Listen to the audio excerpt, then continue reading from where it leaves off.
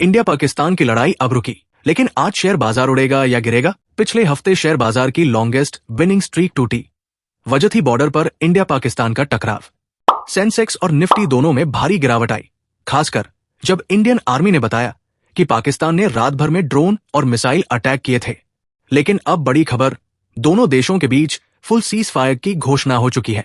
Experts कह रहे हैं कि मार्केट इस डी एस्केलेशन को पॉजिटिव मान सकता है। इतिहास भी यही कहता है, टेंशन कम होते ही मार्केट में रिकवरी आती है। आपको क्या लगता है, मार्केट आज गैप अप खुलेगा या फिर डर बरकरार रहेगा? नीचे जरूर बताएं। चलते हैं अगली खबर की ओर। 9 मई के आंकड़े चौंकाने वाले हैं।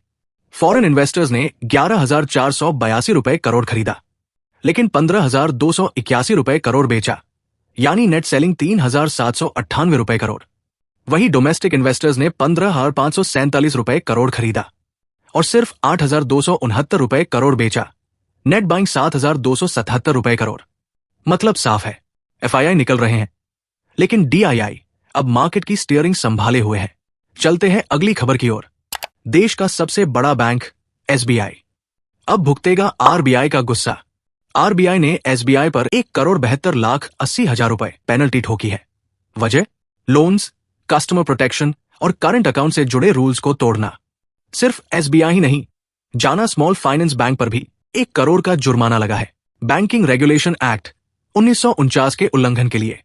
ये एक साफ सिग्नल है कि आरबीआई अब किसी भी लापरवाही को सीधे सजा में बदलेगा, चाहे वो देश का सबसे बड़ा बैंक ही क्यों ना हो।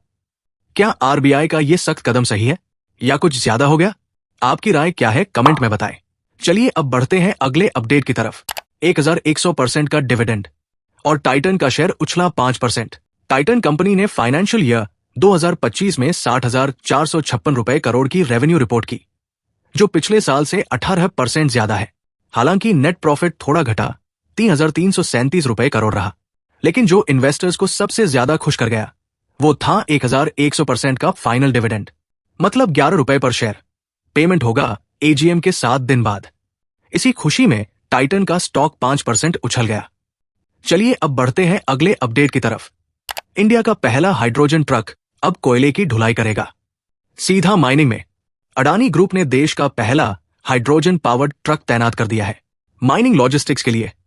इस ट्रक में है 3 टैंक, जो एक बार में 40 टन माल ढो सकते हैं, पूरे 200 किलोमीटर की दूरी तक। ट्रक का पहला मिशन छत्तीसगढ़ के गेर पेलमा 3 ब्लॉक से पावर प्लांट तक कोयला ले जाना।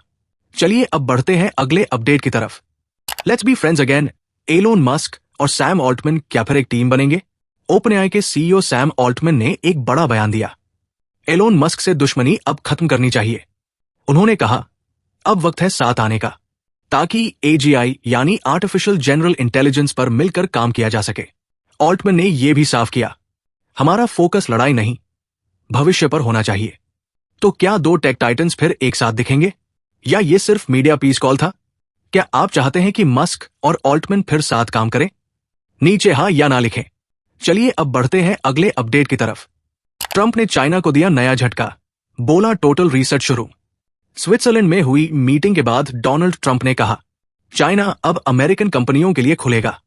उन्होंने ट्रेड वार को खत्म करने का इशारा दिया और कहा, दोनों देशों के लिए बड़ी प्रगति हुई है।